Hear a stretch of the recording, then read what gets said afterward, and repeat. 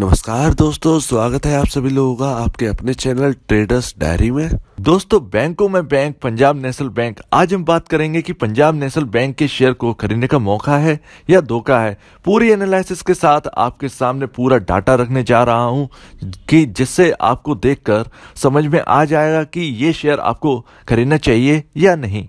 तो पहले हम बैंक के ऊपर बात करेंगे। तो दोस्तों, 12 अप्रैल 1984 में बनाई गई बैंक पंजाब नेशनल बैंक अब आज के टाइम में एक इंटरनेशनल बैंक भी है। भारत के साथ साथ UK, Hong Kong, Kowloon, Dubai, Kabul, Kazakhstan, Shanghai, Norway, Australia, Bhutan and Nepal. UK में पीएनबी इंटरनेशनल बैंक 7 ब्रांचेस के साथ प्रेजेंट है। नेपाल की बैंक एवरेस्ट बैंक लिमिटेड में 20% हिस्सा ओन करती है। जेएससी बैंक कजाकिस्तान की बैंक में पीएनबी 41.64% हिस्सा ओन करती है। 4 ब्रांचेस के साथ वहां मौजूद है। दोस्तों, पीएनबी की subsidies companies PNB MetLife, India insurance, PNB housing finance, ये स्टॉक लिस्ट है एनएसई और बीएसई पर। पीएनबी गिल्ड्स, ये भी स्टॉक लिस्ट है एनएसई और बीएसई पर।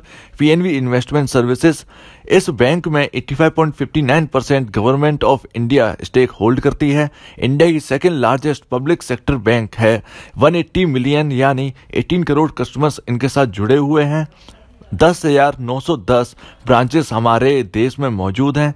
13,000 प्लस एटीएम सर्विसेज, ये सब United bank of India and oriental bank of commerce के साथ मर्जर के बाद हुआ है। तो इतनी बड़ी है ये बैंक, ये कोई छोटी मोटी पीएसयू बैंक बिल्कुल भी नहीं है दोस्तों। अब हम बात करेंगे इसके फाइनेंशियल असेट्स और एनपीए के ऊपर। तो ये स्टॉक अपने लो से यानी कोविड के टाइम जो मार्केट ने लो लगाया था, तो पीएनबी 26 रुपये 30 रुपये का लो पर काम कर रहा था और आज स्टॉक 45 रुपये 45 पैसे के लेवल्स पर ट्रेड कर रहा है। आप कोई सी भी प्राइवेट बैंक उठाकर देख लें, सभी प्री कोविड लेवल्स के ऊपर ही काम कर रहे हैं। यानी जो हाई कोविड से पहले प्राइवेट बैंक्स ने के स्टॉक्स ने लगाया था, सबके सब हाई तोड़कर न्यू हाई पर काम कर रहे हैं। आप आईसीआईसीआई बैंक का एग्जांपल ले लीजिए। और अगर पीएसयू में एसबीआई की बात करें तो पूरे मार्केट में सबसे स्लो रन किया था और आज 415 के ऊपर के लेवल्स पर काम कर रहा है। अब बाकी पीएसयू बैंक की बात करें तो बहुत ही लेट रन करने शुरू किए हैं, लेकिन मार्केट में मौका सबको दिया और पीएनबी ने अपने लो से 55% तक के रिटर्न्स बनाकर दे दिए हैं। लेकिन इसका मतलब ये नहीं है कि ये बैंक के स्टॉक अब ठंडा पड़ जाएगा। पीएनबी भी कभी 120 से 140 रुपए के लेवल्स पर स्टॉक काम कर रहा था और अब ऐसा लगता है कि वो दिन वापस आने वाले हैं। अब टेक्निकल इंडिकेटर्स को देखें तो आरएसआई ओवरबाउट है, सीसीआई ओवरबाउट है, विलियम ओवरबाउट है, मनी फ्लो इंडेक्स ओवरबाउट है, रेट ऑफ चेंज पॉजिटिव है। तो इंडिकेटर्स तो यही इशारा कर रहे हैं कि स्टॉक ओवरबाउट जोन में है, आ चुका है। तो यहाँ से एक छोटी सी करेक्शन देखने को मिल सकती है, लेकिन लॉन्ग टर्म वालों को कोई प्रॉब्लम नहीं है।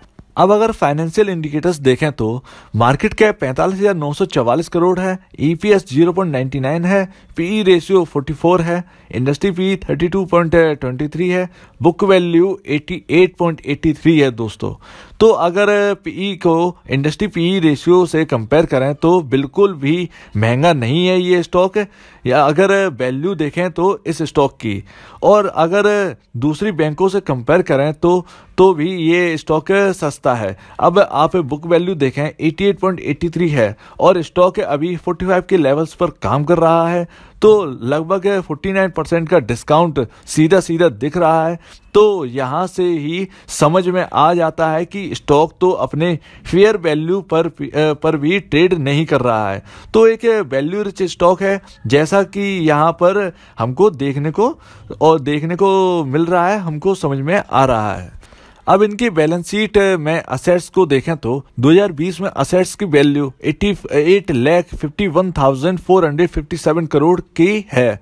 यानी पीएनबी 8,51,000 3,457 करोड़ के असेट को संभाल रही है और 2019 में असेट की वैल्यू 7,90,119 करोड़ का देखने को मिला था। तो 8,899 लाख करोड़ के असेट्स संभाल रही है ये बैंक, ये अपने आप में ही बड़ी बात है।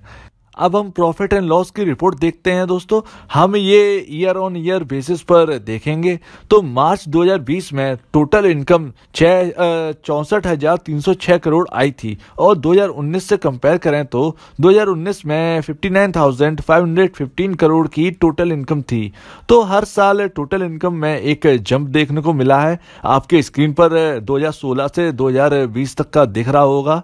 वहीं पीएटी यानी प्रॉफिट आफ्टर टैक्स देखें तो मार्च 2020 में 363 करोड़ का प्रॉफिट हुआ और 2019 मार्च से कंपेयर करें तो 2019 मार्च में 10,026 करोड़ का लॉस हुआ था इस बैंक को। तो 2016 से 2020 तक का नंबर आपके स्क्रीन पर दिख रहे होंगे और 2016 से 2020 में सिर्फ 2017 और 2020 में ही प्रॉफिट आया, बाकी सब लॉस ईयर्स रहे हैं। अब सबसे इंपॉर्टेंट एनपीए और ग्रॉस एनपीए देखें तो मार्च 2019 में ग्रॉस एनपीए 16% थे और मार्च 2020 में ग्रॉस एनपीए का फिगर 14% ही रह गया है, यानी डिक्लाइन देखने को मिला है। वहीं नेट एनपीए में भी गिरावट देखने को मिली है। 2019 में नेट एनपीए 6.56% थे और 2020 मार्च में नेट एनपीए 5.78% ही रह गए हैं। तो नेट एनपीए और ग्रॉस एनपीए में एक डिक्लाइन देखने को मिली है, यानी जो बैंक के बैड लोन्स होते हैं उनमें रिकवरी देखने को मिली है। तो अब सबसे बड़ा पॉइंट तो हमारे सामने है ग्रॉस एनपीए और नेट एनपीए के इतना बड़ा फिगर होना, इसीलिए ये स्टॉक बहुत नीचे ट्रेड कर रहा और बैंक की ये हालत थी।